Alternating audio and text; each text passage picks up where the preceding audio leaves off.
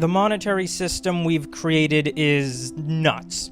Just the utterly insane conclusions that people have talked themselves into. The impossibly gigantic monstrosity that is modern credit derivatives. Really, how money works looks nothing like what people imagine.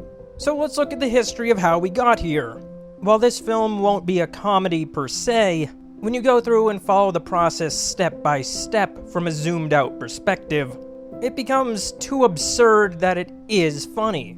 So let's explore how we got here. The little decisions along the way that led to this point. This is the tragic comedy of our monetary order. So let's begin by going back millennia. You live in a barter economy, and your life is great because every day you get to go on quests. You live in a simple Iron Age village, and one day you discover that you need a pot to store your water. So you leave home and travel to the potter, asking if you can get a pot.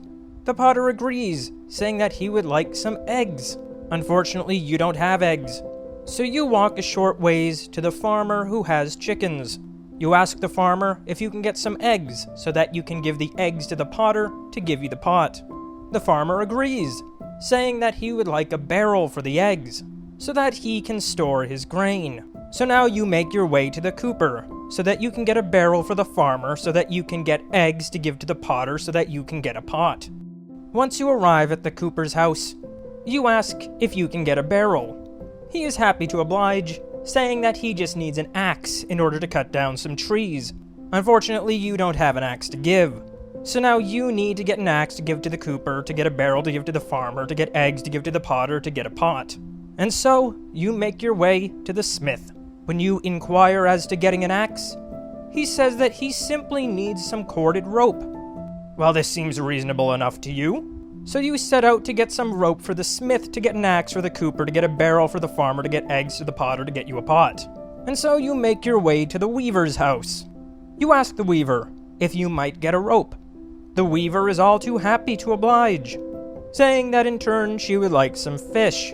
She's mostly been eating grains and vegetables for a while, and would like something different.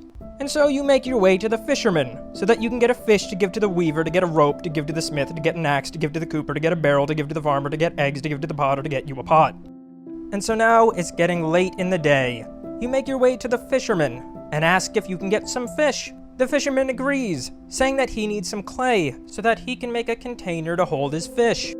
And so, you make your way to the potter's house, where you realize you have a problem, for you have created a circle in your ridiculous chain. Yet after talking things out with the potter, you realize that he will accept an axe in place of eggs.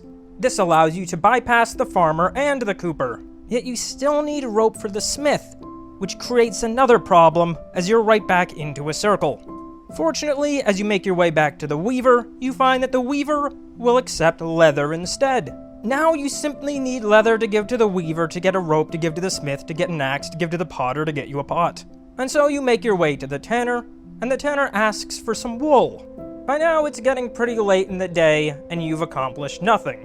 All the same, you make your way to the shepherd, because as you're well aware, this is just how the economy works. You speak to the shepherd, asking if you can get some wool to give to the tanner, to get leather to give to the weaver, to get rope to give to the smith, to get an axe to give to the potter, to get you a pot. And he asks only for a hat. You have a hat. Okay, great. So you run back home and get your hat, bring it to the shepherd. And so, you give a hat to the shepherd to get you wool to give to the tanner, to get leather to give to the weaver, to get a rope to give to the smith, to get an axe to give to the potter so that you can get a pot. And you have just completed a day of barter. Now, were societies really like this back in history? Okay, probably not this ridiculous, but this is the fundamental problem. And so, in order to address the coincidence of needs problem, human societies began to step forward into a bold new age: coins.